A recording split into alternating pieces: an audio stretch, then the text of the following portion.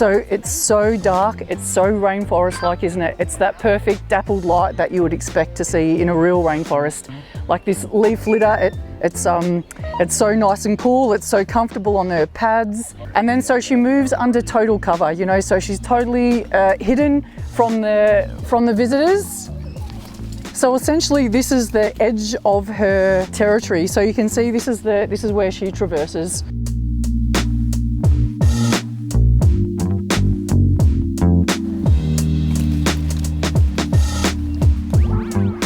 So I want to show you one feature that we built. You know, she's a tropical animal, and you know, on a 30-40 degrees heat in Melbourne, you know, really difficult to cool herself down. So while she does have access into off limits, ideally we want her to be out here in the view of the visitors. So what we did, we made what we call an ice bed. Essentially, it's a box, and we've got two really large, I guess, ice bricks. They're actually jerry cans that we obviously fill with water, put them in the freezer, and then she lie on this as well to cool herself down.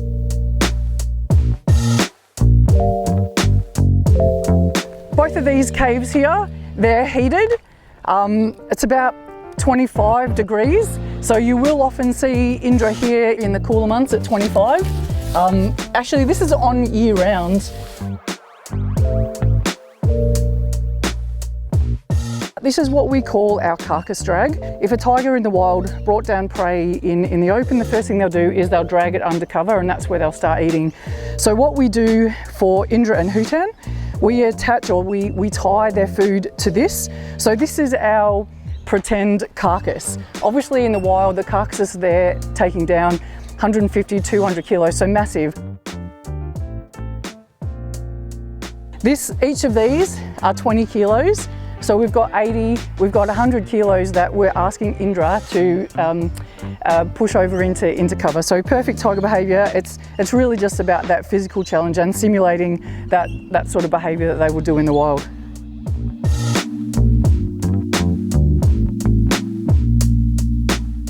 We've got some elevation. Obviously, you know, all cat species are really visually stimulated.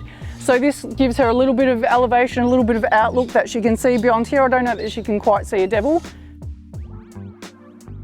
So the zip line really is a really, really unique way that we've come up with to offer those really important behavioural opportunities for Indrah. So the hunt, the catch and the kill. Those behaviours are really, really challenging for any sort of zoo captive organisation to give predators. But this achieves those behaviours really, really well. Indrah uses all of the bamboo as cover, which is what a tiger would do in the wild. She would go behind one cover. When the time is right, when the prey's not looking, she'll quickly make a dash to the next cover. It really is amazing, and she really loves it. It's such an amazing physical challenge for her, and even a mental challenge. You can almost see her brain thinking what her next move is. It's just amazing, really it is.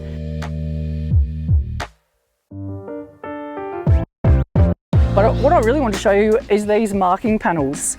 Tigers are really solitary, however they're not asocial. So how tigers would communicate naturally in the wild is via scent marks. So on the edge, usually it's on the edge of their territory, because what they're trying to do is advertise that that territory is occupied. So they will reverse up to a tree, usually like an overhanging tree. They'll spray on the underside of it so the rain doesn't wash away their mark essentially.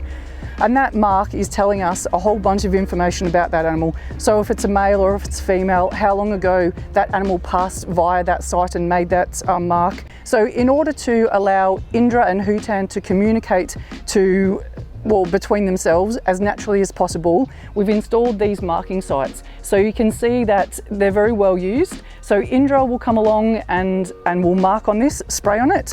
And then every 6 weeks we rotate this panel into Hutan's habitat, and the panel that he's got, which is exactly the same dimensions, we just slot into here.